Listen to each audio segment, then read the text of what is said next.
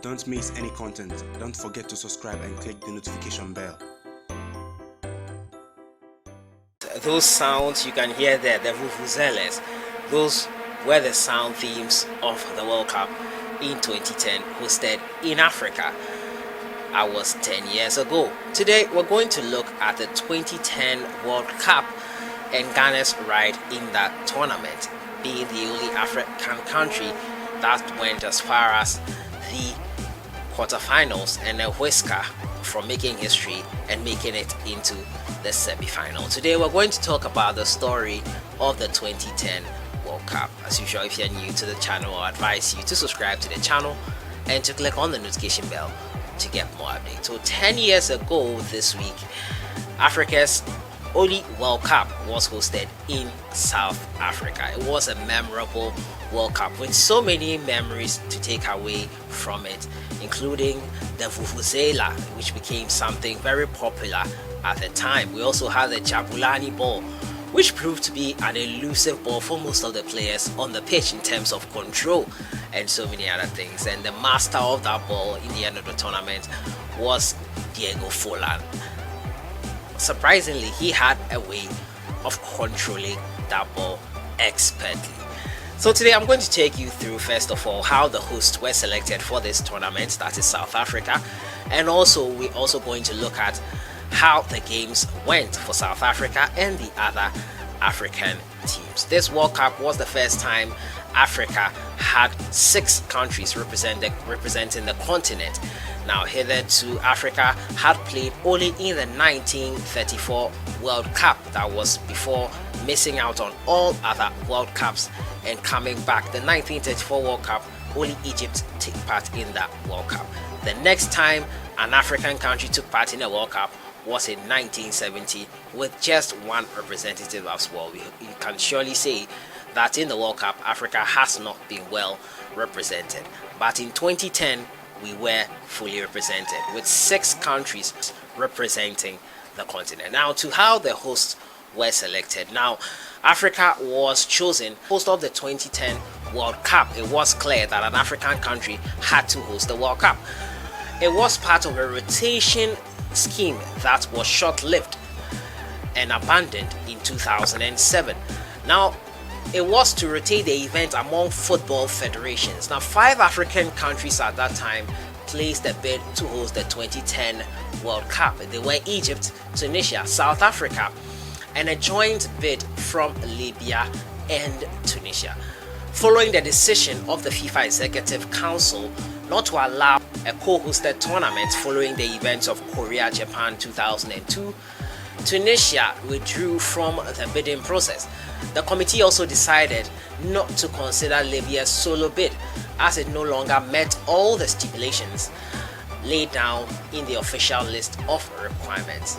The winning bid was announced by FIFA President Sepp Blatter at a media conference on the 15th of May 2004 in Zurich. In the first round of the voting, South Africa received 14 votes, Morocco received 10 votes, and Egypt no votes. South Africa, which had narrowly failed to win the right to host the 2006 event that was hosted by Germany, was thus awarded the right to host the tournament. Campaigning for South Africa to be granted host status was Nelson Mandela, along with our very own Abedi Pele and a group of individuals. And he had previously spoken of the importance of football in his life, stating that while incarcerated in Robben Island, playing football made us feel alive and triumphant despite the situation we found ourselves in. With South Africa winning the bid, the emotional Nelson Mandela raised the FIFA World Cup trophy. During 2006 and 2007, however, there were rumors that South Africa would not meet the requirements and they would fail to host the World Cup. But FIFA allayed fears and said that there was a backup plan in place, and that backup plan was to cover natural disaster catastrophes. It had happened in the World Cup before. So that is how the hosts were selected. South Africa won the bidding process, and later on a few rumors came out that there was some corruption issues with that bidding process, but that's another story for another day. Into the tournament proper, And it was another interesting tournament to look forward to. 2010 World Cups, we all know how interesting and amazing the World Cups can be for every nation. There were groups of 8, 4 teams in each group, making up 32 countries. South Africa kicked off the World Cup against Mexico on the 11th of June 2010, and it was a game that lived up to the billing. A goal by Shabalala, which was an equalizer when after Mexico had taken the lead against South Africa, and everyone in the stadium was in raptures. It was an amazing scene to be a part of, and I enjoyed watching that game. It ended 1-1 for South Africa against Mexico. So into the other games for each of the groups, and at the end of the first round of the tournament, it was Ghana that was left standing for Africa. Many people thought that Africa finally would be able to do well in a tournament hosted in their continent. After a statement by the Brazilian Pele, he said that after the exploits of Tunisia in 1978, Morocco in 1986, and Cameroon in 1990, he was expecting an African country and predicted that an African country would win the World Cup by the 2000s. Unfortunately, we are in 2020 and no African country has gone as far as even the semi-final to make it to the World Cup. Ghana were at the brink of it in this tournament.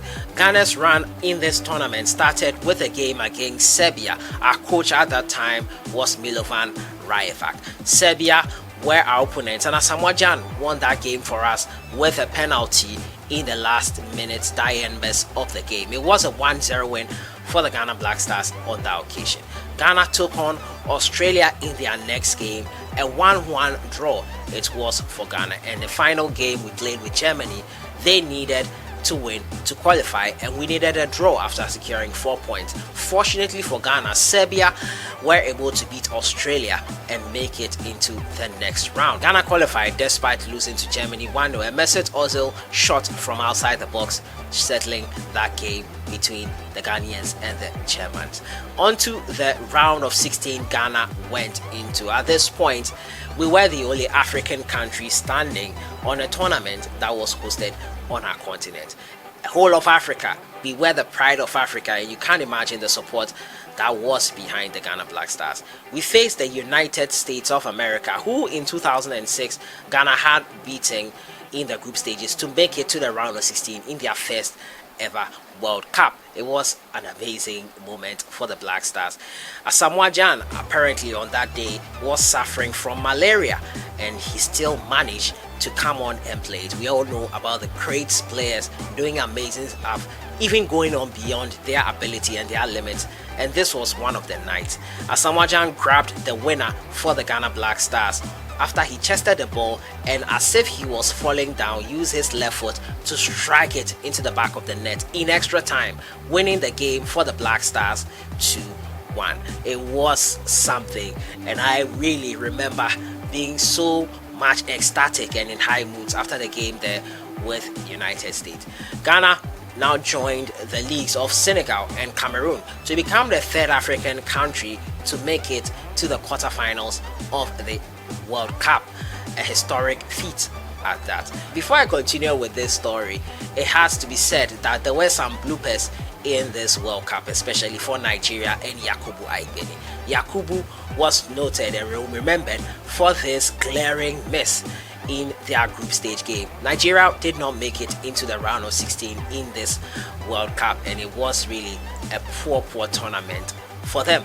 Also, the curse of the winners of the World Cup in 2006, Italy were champions against France in a penalty shootout. They did not make it into the next stage, and they were in a group composing of New Zealand, Slovakia, and Paraguay. You would have thought that this would be a walkover for Italy, but it wasn't to be. They were knocked out right at the group stages. Ghana went into quarterfinals with Uruguay, and boy oh boy, what a game it was. End-to-end action between the Ghana Black Stars and the Uruguayans, and the opener was caught by Sule Ali Muntari, a belter from long range, and it was Ghana Black Stars in the league. The master of the Jabulani at that tournament, Diego Forlan, replied for Uruguay, and it was 1-1. Into extra time, the game went, and in the last minute of extra time, Ghana had this amazing penalty and a chance to make history. Step up Asamoah, and it hit the bar. This penalty ensued because Dominic Adier's goal-bound header was stopped by the Uruguayan striker Luis Suarez. Suarez became a man who was really hated and vilified in Ghana here because of that incident, and boy oh boy was I pissed off. I couldn't move at that point when Asamoah missed that penalty. I was just static for a second, could not believe what I had just watched. If anyone was going to miss that, I didn't think it would be Baby Jet Asamoah, but hey, it was, and the whole of Africa was in shock. We went to a penalty shootout, and Ghana, with our history of poor penalty shootout, lost it, and we were knocked out 4-2. Uruguay went on into the semi-finals, where they were beaten by eventual finalist Netherlands. Netherlands and Spain made the final, and boy oh boy was it an amazing final. Andres Iniesta with an extra time goal, and that was how the World Cup ended. Spain lifted the trophy for the very first time in their history, securing the Euros in 2008 and also the World Cup in 2010. 2010 World Cup was memorable for so many things, but it was the day and the tournament in which Ghana almost made history in becoming the first African country to make it to the semi-final. The bar denied us, and that was the story of the 2010 World Cup. The player of the tournament and the highest goal scorer of the tournament was Diego Forlan. Spain, securing their first ever World Cup tournament, made Casillas the best goalkeeper of the tournament. They won the Fair Play Award of the World Cup in 2010, and the Spaniards continued a domination of world football by winning the Euro 2012 also. It was an amazing tournament in Africa, Africa's first ever World Cup. Where were you in 2010? 10 years ago when this tournament was being played. I was in secondary school, and I remember being so excited whenever Ghana won a game and whenever we were playing a match. It was something I can never forget. The 2010 World Cup was a memorable one, and it's 10 years on. Let me know your thoughts in the comments box on this amazing tournament held in Africa for the very first time. Hopefully many more tournaments like this will be held in Africa. The World Cup is a unifying game, an amazing sport, and it's something that makes everyone excited. It was an exciting moment. 10 years on, looking at the 2010 FIFA World Cup, and Ghana, the shining light of Africa in that tournament.